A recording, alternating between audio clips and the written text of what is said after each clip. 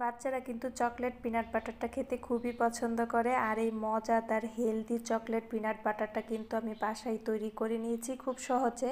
আর এটা খেতে এত মজা হয়েছে, এখন আর বাহির থেকে দাম দিয়ে কিনে খেতে হবে না। চলুন আপনাদের সাথে শেয়ার করি, আপনারাও আপনাদের বাচ্চাদের খুব সহজে বাসায় হেলদি উপায়ে এই বাটারটা তৈরি করে দিতে পারেন।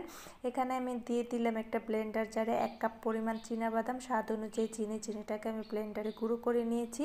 দিয়ে দিলাম 1 টেবিল চামচ কোকো পাউডার, 1 টেবিল চামচ ডার্ক চকলেট, দিয়ে দিলাম এতে 2 টেবিল চামচ ঘি। আপনারা ঘিয়ের পরিবর্তে কিন্তু রেগুলার তেল বা বাটারটাও দিতে পারেন। এবার আমি এটাকে 2 মিনিট ব্লেন্ড করে নিয়েছি।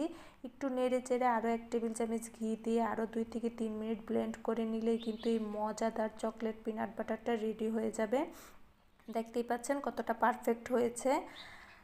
আর এটাকে একটা কাচের বয়মের মধ্যে রেখে কিন্তু অনেক দিন ধরে খাওয়াতে পারেন। আশা করছি আপনাদের ভালো লেগেছে।